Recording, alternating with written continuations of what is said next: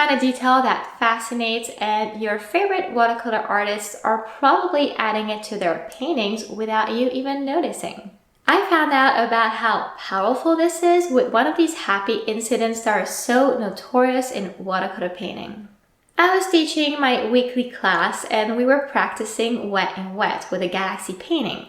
Everyone had their colors mixed up and they were adding them on wet paper so the paint could flow and the colors could mix with each other seamlessly. I was standing behind one of my beginner students when out of nowhere she picks up the wrong blue from her palette and just adds it to the painting. And it actually turned out beautiful, and that's when, after years of watercolor painting, I got to learn again from a beginner about how color can dramatically impact a watercolor painting even when the process is exactly the same. And I'm not talking about picking the perfect palette or harmonious colors. No, instead you can make your painting stand out, but for it to happen, you'll have to add something special to each painting and be strategic about it. You'll see it's simple, and this will also work with all mediums, but it's even more important with watercolors because they have these transparency and luminosity properties we want to leverage to make them shine, and that's where a harmonious palette isn't enough. And I'm going to use this reference photo to show you exactly what this looks like. As a beginner, naturally, we would want to get a painting to look as accurate as possible. And that's why for this first version I'm going to paint, I went and dug out the Schmincke Desert watercolor set that I think has the best colors to match the reference. I was also inspired to use granulating watercolors that look warm, muted, and earthy. So at first glance, that seems perfect. My choice is the Desert Orange, Desert Green, and Desert Gray, but since I'm clearly lacking a brighter green, I'll go for what looks like the most accurate one next to my photo, and this Daniel Smith Green Apatite Genuine color looks great. So we're all set with great colors now, so let's see what they actually look like on paper. In my base layer, look at how beautiful the Schmincke colors are looking.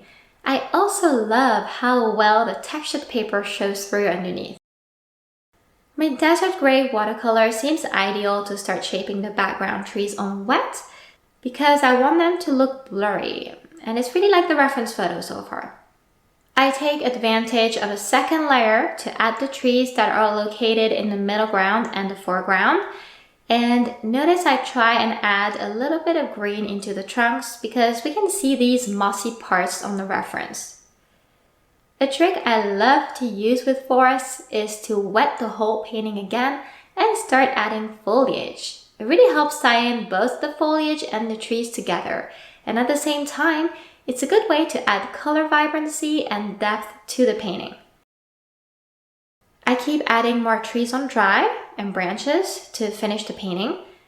I also add splatters and a tiny bit of white gouache for the visible highlights.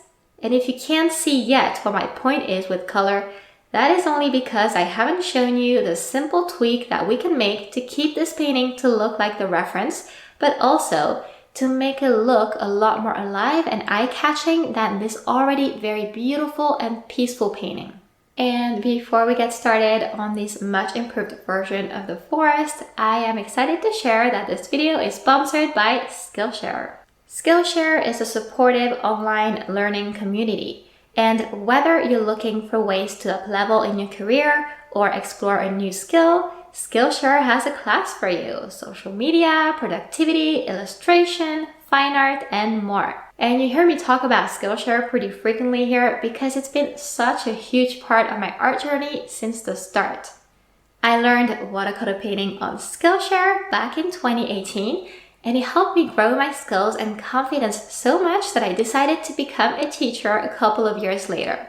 I have over 20 realistic painting classes in watercolor, watercolor pencils, and even oil pastels, wildlife, still life, portrait, and landscapes like today's forest and other inspiring seasonal paintings, with my latest class focusing on watercolor essential techniques for beginners.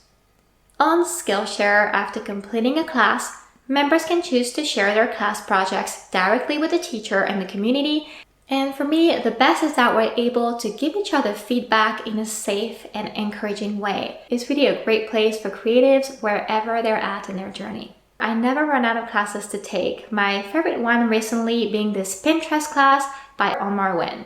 If you'd like to join us there, the first 500 people to use the link in the description of this video will get access to one of Skillshare's best offers yet. 30 days free and 40% off your first year of Skillshare membership. So thank you so much Skillshare for sponsoring this video. Let's get back into our forest painting. A few changes in the colors can have a huge impact on the outcome, even with an identical process. For example here, I'm going to exaggerate the intensity of my greens with this phthalo green color. I think this quinacridone gold will also add a lot more life and autumn charm to the painting over the muted desert orange that I used earlier. And not to say that we need any fancy, complicated colors, because a simple orange watercolor would do the trick here as well, and this is the same for green. Anything brighter than the original tone that you see in the reference photo will do, and that's why it's important to not just pre-plan your colors, but also up the intensity a bit. Something else that I really want to focus on in this version is to preserve the whites in the paper a little bit better. For luminosity, nothing beats that. That's why I'm tapping the brush on paper to add color while avoiding to paint certain areas. And if I've kept my dark and muted desert green and gray colors, it's only because they're not only beautiful, they will also tone down those bright orange and green colors a bit, wherever we need that. And at the same time, they will help preserve the deeper autumn atmosphere from the photo and the first painted version. So you can see already how much color balance matters in watercolor. It goes with the trees as well, and that's why I'm adding both dark and bright colors in the trunk. And look how gorgeous this is. How much of a difference this makes already at this early stage, even though I'm not changing my painting process at all. With an additional layer on wet, I'm adding vibrancy, and I'm really thankful for these gorgeous quinacridone gold and green colors because they really help in that. I'm still trying to preserve some of the white spots in the background for a very natural glow to show through. I'm finishing the closest trees with the same technique I used before. And remember about the concept of balancing colors. These dark colors have a role to play as well, not just the bright and joyful ones. That's why I'm painting those front trees darker to render better depth and make them pop against the previous layers better, to make this forest come alive and hopefully inspire you to take a walk in the forest or maybe paint a forest. I've found over my years of painting that foliage needs to stand out even more than the rest, and that's where this new color palette is again very useful. Look at the intensity and life the splatters are adding. The darker tones are helping with contrast and depth once more, and actually a dark brown mixed to a bright orange and green turns into a darker tone.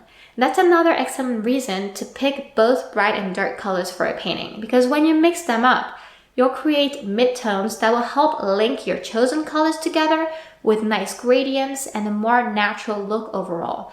And that's really essential in preserving the realism.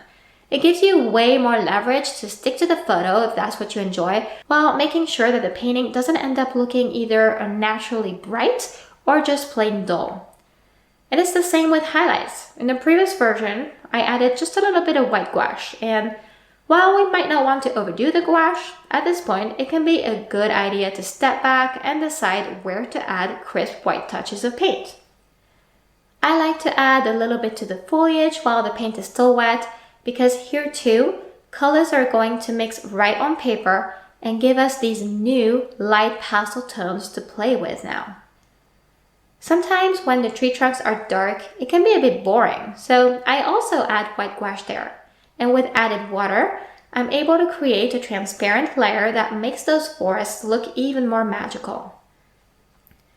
Of course, this is all about taste and again, a balance between realism and your creative interpretation that is going to make a watercolor painting look accurate, but also light, fresh, and full of life.